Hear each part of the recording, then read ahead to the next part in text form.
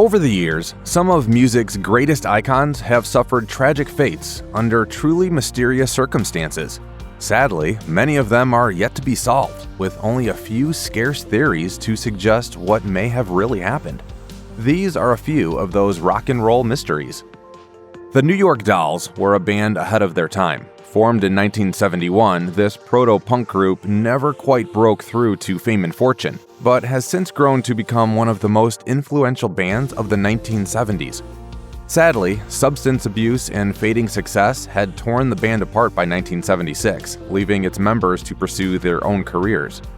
Guitarist Johnny Thunders, who had become a poster boy for punk chic, endured some dark days after leaving the New York Dolls. He was afflicted by a heroin addiction for years, squandering much of his potential and cutting ties with most of his family. Then, in the 1980s, he pulled himself together and seemed to be poised for a serious comeback, only to be diagnosed with leukemia and given months to live. He moved to New Orleans, intending to record one final epic album, but he never got the chance. Thunders was found dead in his apartment on April 23, 1991. As an ex-addict with terminal cancer, the manner of his death seems more or less obvious, but some think Thunders' death was a homicide. For one thing, the apartment had been ransacked, and for another, the toxicology report revealed that the level of drugs in his system wasn't enough to have killed him. Strangest of all, however, is that his body was said to be found under a coffee table, folded into a pretzel shape. To this day, some fans question the true nature of the death of this punk icon. In the late 60s and early 70s, Jim Sullivan built up a dedicated fan base as a country rock singer-songwriter, but he never quite made it in the industry. It's possible that his decision to move to Nashville for a fresh start might have yielded the breakthrough he deserved. But sadly, no one will ever know, because he vanished on the way there. After releasing his debut album, UFO, in 1969 and a self-titled follow-up in 1972, Sullivan grew increasingly frustrated with his career and developed a drinking problem. He thought relaunching his career in Music City would be a good idea, so he packed up his VW Beetle on March 4, 1975, and set off for Tennessee. Along the way, he was pulled over and given a sobriety test, but passed. After which, he decided to check into a hotel for some sleep. However, when investigators later opened up the room, it appeared to be undisturbed, and the key was locked inside. Sullivan's locked car was found 26 miles away in the middle of the desert, near a working ranch. He was never seen again, but his manager later claimed he had once talked about disappearing from his life by walking out into the desert. By December 1964, Sam Cooke was one of the most successful singers working in America. His new album, Ain't That Good News, was doing well, and one of the album's most famous songs, A Change Is Gonna Come, was set to become a major part of the civil rights movement. Sadly, Cooke would never get to see this happen, having died on December 11, 1964. No one argues that the incident leading to his death was bizarre, and no one argues that it wasn't homicide either. But his death was officially ruled justifiable homicide, a conclusion that many people find difficult to believe. The manager of the Hacienda Motel in Los Angeles, Bertha Franklin, claimed Cooke had attempted to sexually assault a young woman he had forced into his room. The woman, Eliza Boyer, had called the police to report this. Subsequently, Cooke burst into the motel's office, half naked, and demanded to know where Boyer was. Franklin later testified that she shot Cooke in self-defense. Yeah, I was fighting, scratching, biting, and everything. Finally, I got up and grabbed a pistol. I started shooting. But singer Etta James, who was present when Cooke's body was removed from the motel, claimed his injuries were much more severe than Franklin had reported. This has caused some to speculate that Cooke might have been assassinated because of his growing activism, or that he was killed by criminal elements who wished to control his song publishing empire. If that is the case, however, it'll likely never be known for sure. By 1969, Brian Jones was officially no longer a member of the Rolling Stones, the band he himself had co-founded. But in truth, Jones hadn't been a part of the band for a long time. He only performed on 2 songs on the band's 1969 album, Let It Bleed, and those contributions were hardly essential. Sadly, Jones had fallen into a deep pit of drug addiction and estrangement from his bandmates, and he was officially fired in June of that year. A few weeks later, Jones was found dead in his pool. His death was ruled death by misadventure, but some evidence suggests that he might have been intentionally killed. The contractor, Frank Thorogood, has long been suspected of being involved in Jones's death. Jones had hired Thorogood to do work on his remote farm, but the two had a bitter falling out over money Thorogood claimed he was owed. The two had an altercation in the pool, with Thorogood reportedly entering the house shaking badly just as Jones's body was spotted, and acted very strangely once the musician was confirmed to be dead. Anna Wolin, Jones's girlfriend, later told the press that Thorogood had confessed to the killing on his deathbed. Jones's manager, Tom Keelock, claims his brother, a senior police officer, said that law enforcement had made mistakes in their investigation and decided to cover it up by supporting the accidental death conclusion. The case was briefly reopened in 2009, but then closed again shortly afterwards.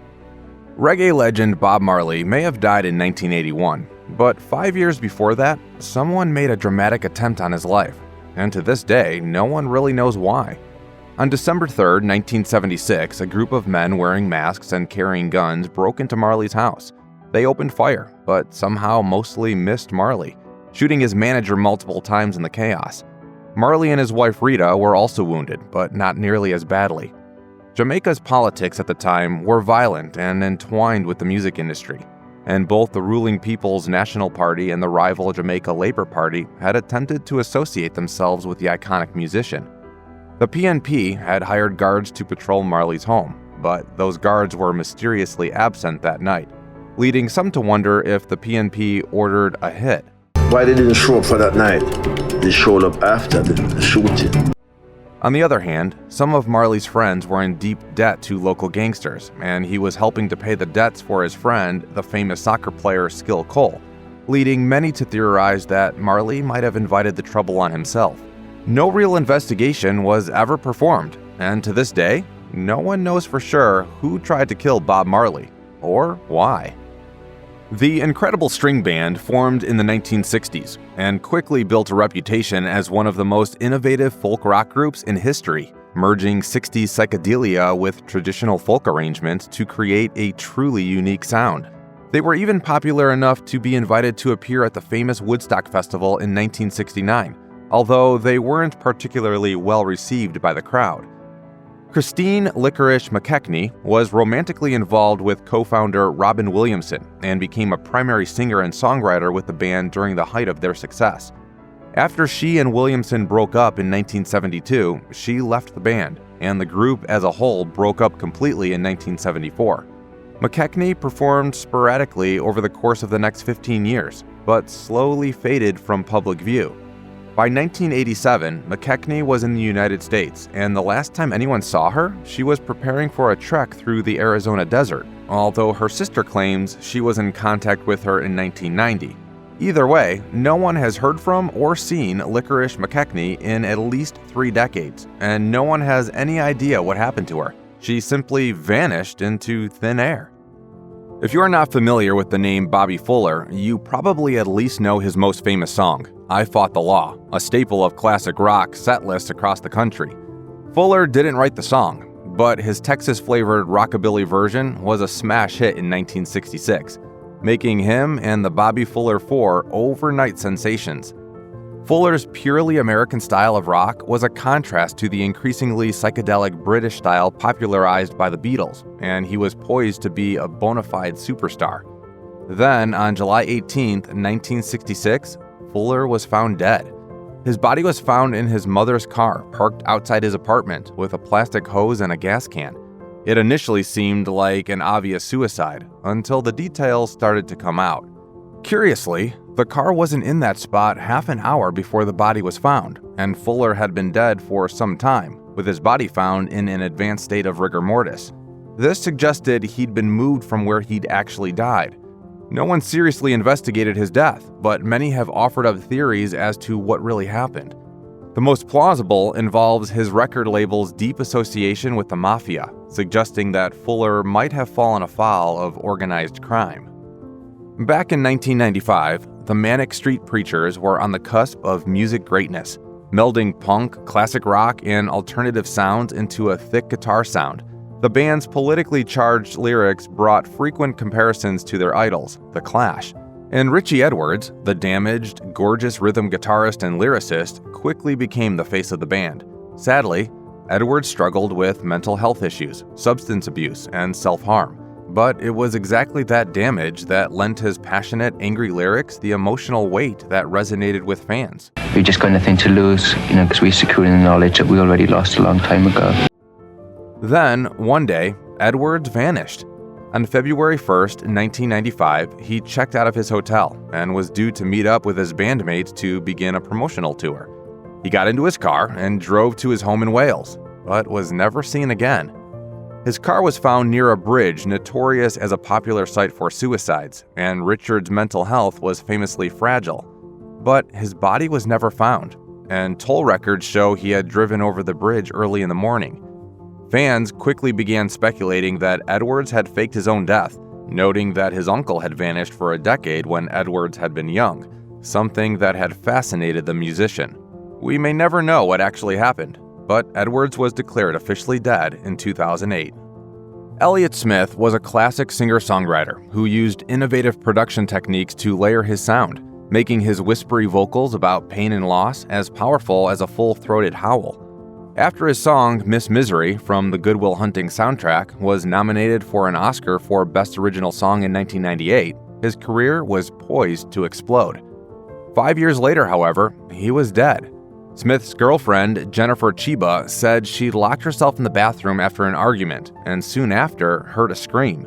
When she ran out of the bathroom, she found Smith standing with a knife in his chest. She claims she ran to him and pulled out the knife, and he collapsed.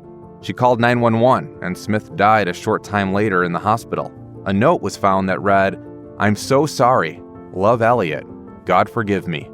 Smith had struggled with substance abuse and his mental health issues his entire life, so suicide initially seemed very plausible. But the details of his death don't necessarily support a suicide ruling. The note, for example, misspells Elliott's name. There were no hesitation wounds, typically found in self-stabbings, and the coroner's report couldn't rule out homicide. Many of Smith's fans openly accused Chiba of killing him, and the singer's death remains an open investigation. If you or someone you know is having suicidal thoughts, please call the National Suicide Prevention Lifeline at 1-800-273-TALK. That's 1-800-273-8255, or text HOME to the crisis text line at 741741.